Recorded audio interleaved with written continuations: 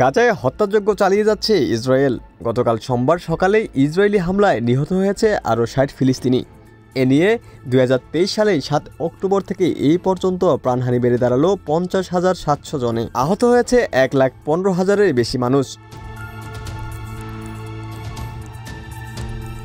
Hamas নিয়ন্ত্রিত স্বাস্থ্য মন্ত্রণালয়ের বরাত দিয়ে আজ মঙ্গলবার এই তথ্য জানিয়েছে কাতার ভিত্তিক সংবাদ মাধ্যম আল জাজিরা। এরই মধ্যে গাজা ভূখণ্ডের অর্ধেকই ইসরায়েলের দখলে গেছে বলে জানিয়েছে গণমাধ্যমটি।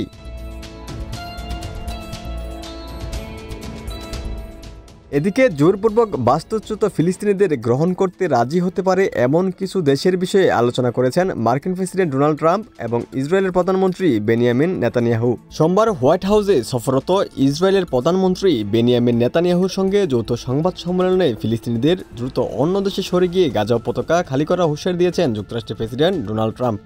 তবে ফিলিস্তিনিদের কোন দেশে সরে নিতে চান সে বিষয়ে কিছু বলেননি।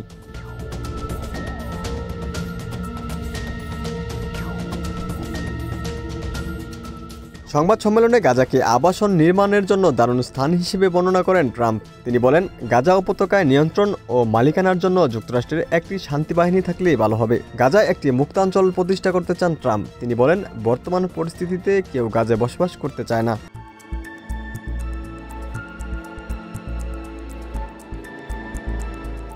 অপরদিকে গাজা নিয়ে ট্রাম্পের সুরে কথা বলেন নেতানিয়াহু। তিনি বলেন, দীর্ঘদিন ধরে চলা যুদ্ধের পর গাজা পুনর্নির্মাণ করতে সময় লাগবে।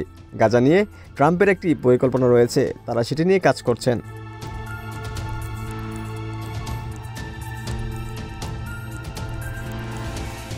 গত জানুয়ারিতে দ্বিতীয় মেয়াদে যুক্তরাষ্ট্রের প্রেসিডেন্ট হিসেবে দায়িত্ব নেওয়ার পর গাজায় ফিলিস্তিনিদের অন্য দেশে সরিয়ে নিয়ে গাজা উপত্যকা খালি করার ইচ্ছা প্রকাশ করেন ট্রাম্প। এজন্য গাজার বাসিন্দাদের আশ্রয় দিতে মিশর ও জর্ডানের প্রতি আহ্বান জানান তিনি।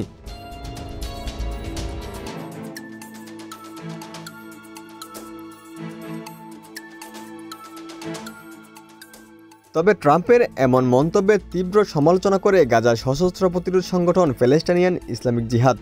গাজার শাসক গোষ্ঠী হামাসের সঙ্গে মিলে ইসরায়েলের বিরুদ্ধে প্রতিরোধ যুদ্ধ করে আসা এই সংগঠনটি বলছে, ফিলিস্তিনিদের তাদের নিজ ভূখণ্ড ছেড়ে যেতে বাধ্য করতে ট্রাম্পের এমন মন্তব্য যুদ্ধাপরাধ ও মানবতাবিরোধী অপরাধ উস্কে দেওয়ার শামিল।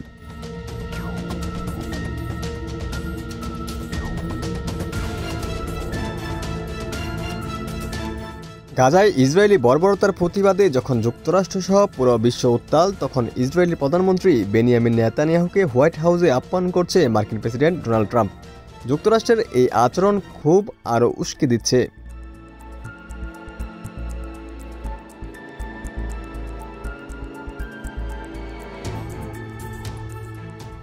ওমর ফারুক, ঢাকা প্রকাশ।